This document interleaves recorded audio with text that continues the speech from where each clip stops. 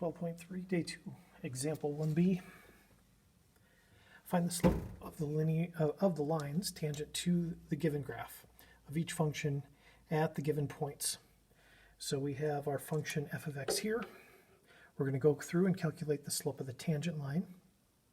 And then once we have the formula for the slope of the tangent line at any point, we're going to plug in these two specific points. So to do that, our slope of our tangent line does have an f of x plus h in it. So like we've done before, I'm going to calculate f of x plus h. Do that first. I'm going to take x plus h, plug that in for all of the x's in our function. That gives me an x plus h cubed plus 11. And then we want to simplify that. We want to get rid of the parentheses there. We could go through and write down an x plus h times another x plus h times one more x plus h, since that's cubed, and multiply all of that out, but we did do that a little bit earlier. So just to remind you, here is what we get when we multiply out that x plus h raised to the third power. So in place of this x plus h right here, I'm going to write in these four terms. So my f of x plus h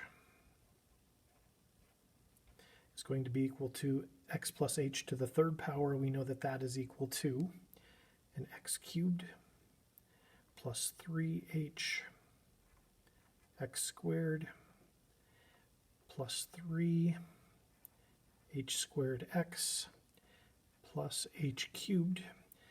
That's the x plus h to the third, and then on the end of that we have a plus 11. So after you go through and you calculate your f of x plus h, we have these five terms here that I have written down in blue. From there, we are ready to find the slope of our tangent line. So that formula that we have for finding the slope of the tangent line, we have that the slope of the tangent line is equal to the limit as h approaches 0 of our difference quotient, which is f of x plus h minus f of x, all of that over h. Again, that same formula that we have been using over and over and over again. In the top part of our function, we have two values that we're subtracting. We have an f of x plus h, and that's what we just calculated in blue. So I'm going to take these five terms that I have in blue, and I'm going to substitute that in for our f of x plus h. And then from that, we are subtracting f of x and f of x. That again is just our original function.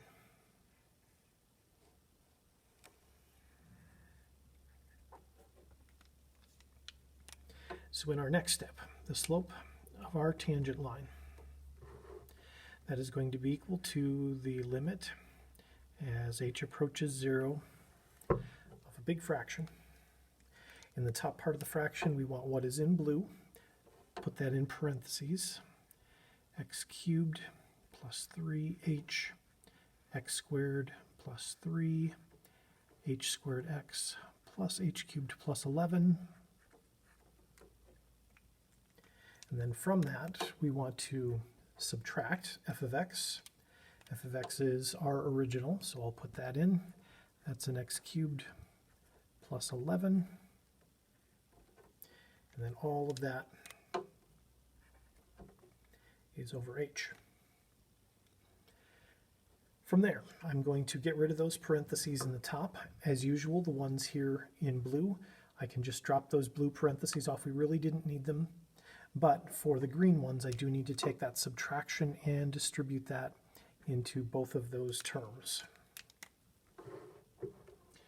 So the slope of our tangent line is equal to the limit as h approaches 0 of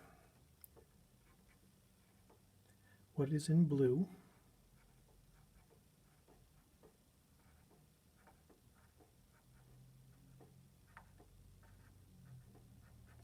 and then minus x cubed and minus 11.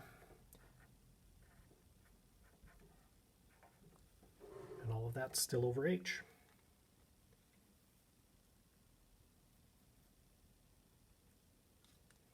Once we get to this point on every single problem, Anything without an h up in the top is going to cancel out.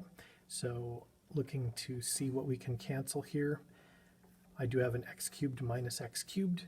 I do have a plus 11 minus 11, so those will cancel out. All of the remaining terms in the top all have h's in them.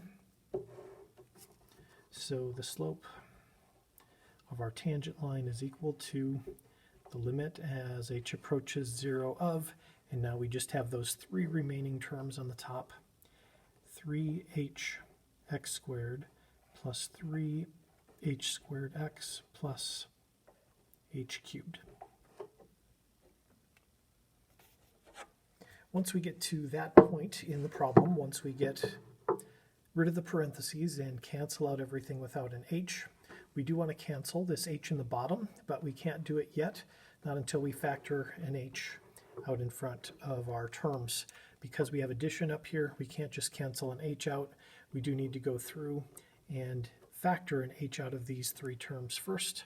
So the slope of our tangent line is equal to the limit as h approaches 0. I'm going to factor an h out in front of those three terms in the top. That leaves me with a 3x squared plus 3hx plus h squared all over h.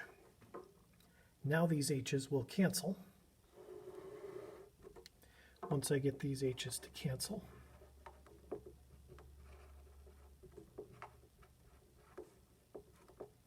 we won't have a fraction anymore.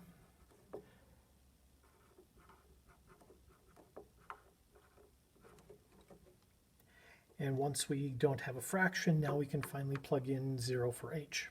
If I had tried to do direct substitution and plug in 0 for h earlier, we would have been dividing by 0. So once we get those h's to cancel, we don't have an h in the bottom of the fraction anymore. Now I can finally do direct substitution and substitute in 0 for the h's in the problem. So the slope of our tangent line is equal to, when I'm doing that direct substitution, we don't need that limit anymore. So I'm going to drop that off. Just going to take 0 and plug it in for the h's in that trinomial.